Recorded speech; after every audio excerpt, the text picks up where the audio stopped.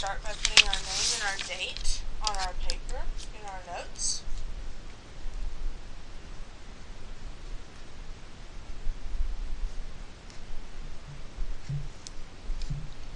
Today we are doing lesson 3.4, which is direct variation.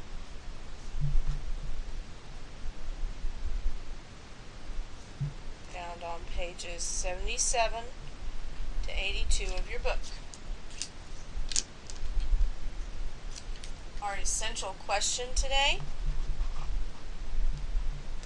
how can you solve problems involving direct variation?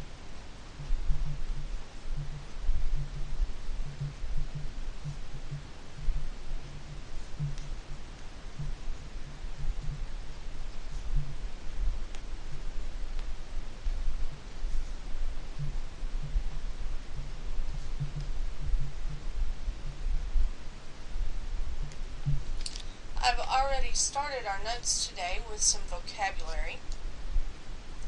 Direct variation, a relationship that can be written as y equals kx, where k is a non-zero constant called the constant of variation. Please notice that the definition for direct variation has a second definition in it, a second vocabulary word, constant of variation. That is the k, the non-zero constant.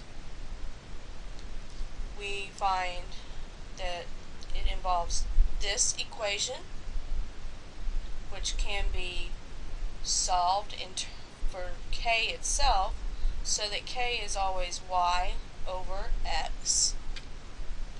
Words that you can look for in stated problem is that y, whatever y is in that problem, varies directly with x. Again, whatever x is in that stated problem. One other thing that I want to tell you right now about direct variation is if you're graphing it, the graph always goes through the origin.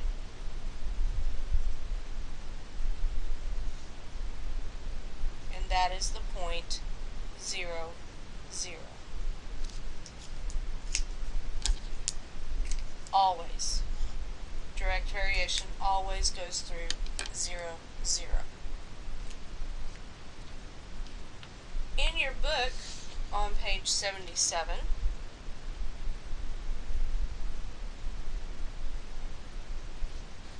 there is an example. An amplifier generates sound with an intensity that changes with power input in a constant ratio. The table shows the relationship between the input signal power in watts and the resulting sound intensity in watts per square meter.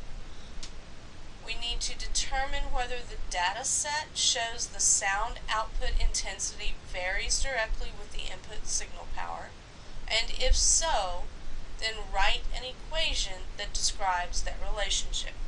I'm going to copy this table into my notes and then take you through the process.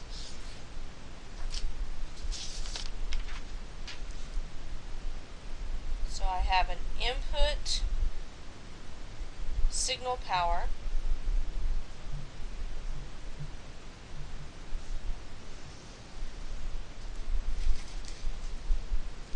over the output sound intensity.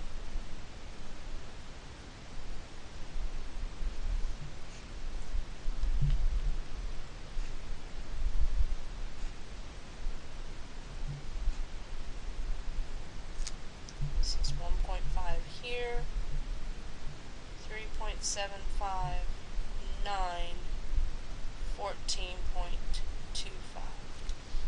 And what we have to do here is look at that ratio. Check the y over the x. And what you need to remember here is that this is our x and this is our y. And if you use calculators, this makes this rather easy. 1.5 over 2,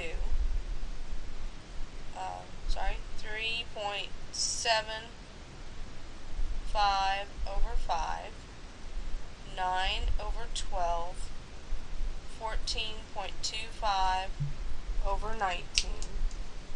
And if you do pull out your calculator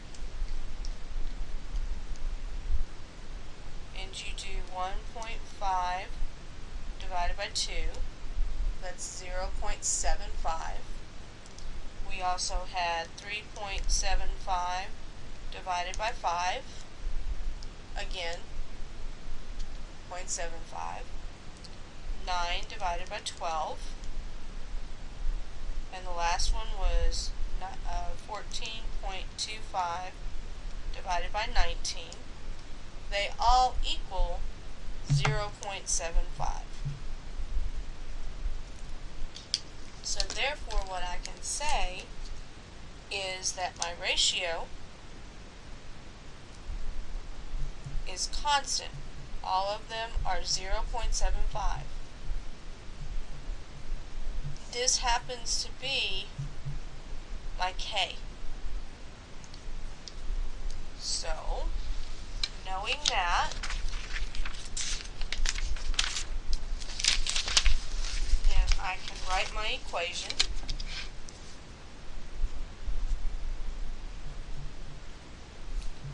In the form of y equals kx, and we had found that k equaled 0.75.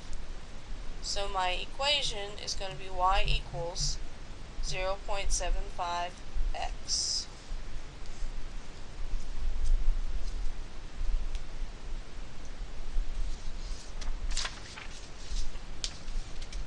Then on page 78, we have another example.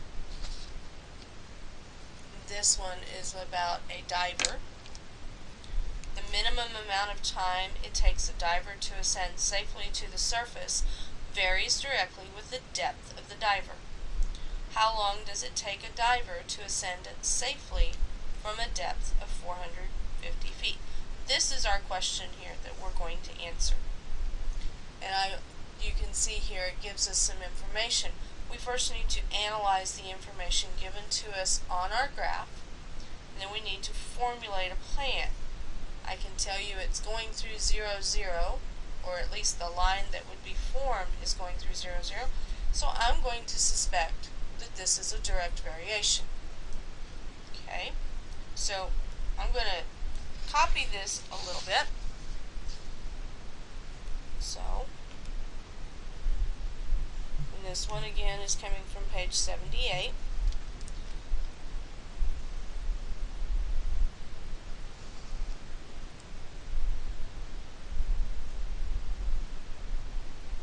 And what I'm putting here is my depth in feet. Each of these is going to represent 60.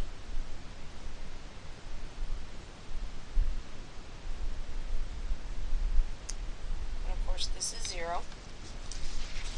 And this one is going to be time in minutes to ascend.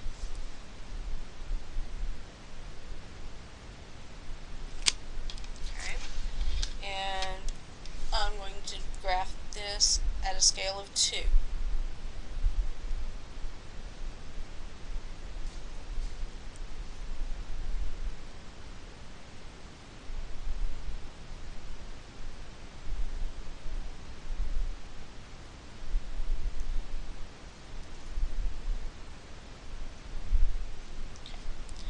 As you can see, if I were to connect, they do form a line.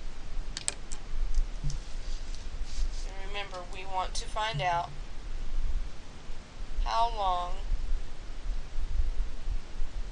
does it take a diver to ascend safely from 450 450 feet. That's what we're looking for. So what we're going to do is start by making a table. And we're going to pull these points here and form our table. Our x is our depth. Our y is our time in minutes. Okay. We have 60 feet takes 2 minutes. And I'm going to say that was 90 feet taking 3 minutes. And 180 taking 6 minutes. And what we're looking for is 450. We can take what we have here and we can form our k. Our y over x, and c is 2 over 60, the same as 3 over 90, and 6 over 180. And if I reduce those fractions, I get 1 over 30, so it is constant. So that would be my k right there. My k is going to be 1 over 30. So I can form an equation. Y equals 130, or sorry, not 130, 1 over 30x. Now I want to find what would the time be for 450 feet. Well, I'm going to take that equation and I'm going to work out 1/30 times 450. And I could use my calculator for this. Okay, I could take 1 divided by 30. Remember, all fractions go in parentheses. And multiply that by 450. That gives me an answer of 15. So y equals 15 minutes to safely ascend from a depth of 450 feet. That is the end of our notes today. So instead of turning the page, I'm going to come over here and tell you what your quick check is. Remember, that is your ticket to get into class tomorrow. If you have the book pages, then you're going to do your turn, number 1, on page 78. There's a reflection question and another your turn. These are on page 79.